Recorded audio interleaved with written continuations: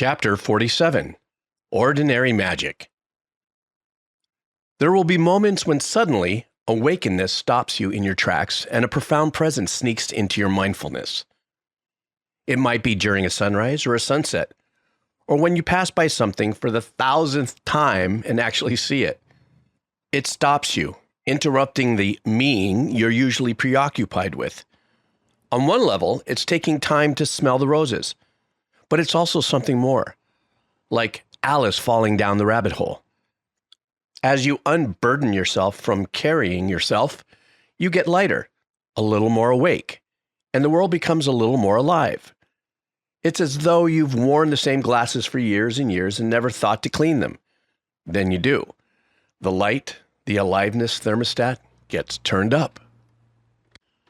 Life itself becomes more alive to you. Often we're passing through the world as though it's dead, a stage prop, a two-dimensional painting for our little drama. These moments of invitation can feel almost coercive, like you're being grabbed by the collar and buttonholed into a conversation with awake beauty. Warning, these moments will likely become more frequent and distract you from everyday trance. When you get pulled out of that trance, there's a quality of discomfort because you're not sure you should be feeling this much. You were comfortable keeping the movie set in the background, inanimate, but now the set seems to be sacred and interactive. Occasionally, I have the delight of introducing visitors to the ocean. My son's brother is Tibetan, and we flew him out to Hawaii. He had never seen the ocean. I'll never forget his face the first time he jumped in and came up spitting out salt water. "Ugh, it's salty," he screamed. He was even more childlike when I fitted him with a mask and snorkel and he put his head in the water above the coral reef. He popped up, stood up. We were in 3 feet of water and there was a shock in his eyes. It was like watching someone discover a world that was always there but he never knew existed. We know all this life comes from the ocean, but we don't think of the ocean as alive. Trees, grasses, fungi, animals, food come from the earth, but we don't think of the earth as alive. How did we get that disconnected? Ordinary magic isn't the magic that turns apples into kangaroos or pulls rabbits out of hats. It's that there's all this life, all this communication going on, and suddenly we not only see it, but know we're a part of it. Ordinary magic stops us in our tracks, no matter how disconnected we pretend we were. It's the ultimate green revolution. As you get happier, you'll become more fluent in sacred speech. One of the most meaningful relationships I have in Hawaii is with the mountains that protect my property.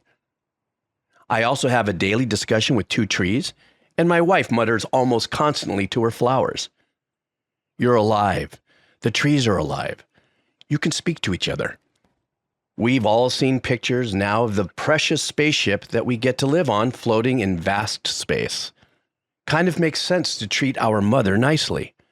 She feeds us. I have a friend in a men's group who, every time he's going to mention his heart being opened by communication with the sacred, says, "Now, I don't want to get woo-woo on you," and then goes on to share a heart-opening moment. This lovely guy believes 100% in his own stories of insecurity and his solid reality, but he doesn't refer to these totally made-up realities as woo-woo. Somewhere in the process of industrialization, we got so smart we became dumb, unable to see, hear, and feel the profound connection and communication to the worlds around us. We became talking heads.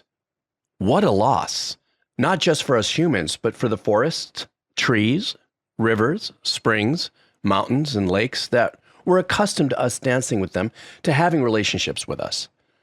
Surely they miss us. They know we've gone nuts. Who but crazy people would pollute their own drinking water and poison the land that feeds their children and grandchildren? That is not progress or intelligence. It's cutting off communication with our family. I heard a Native American refer to the prairie as his cousin. Do you think of a grassland as your cousin? Why not? Without the grassland, there's no food, no meat. To me, the Green Revolution isn't just about reducing greenhouse gases so humans can sustainably plunder their mother, but rather to acknowledge the magic, the majesty, the beauty, the aliveness of our planet. How lucky are we? The Green Revolution isn't a left-wing conspiracy to slow down economic growth. It's the return of our intelligence, a coming back to our senses.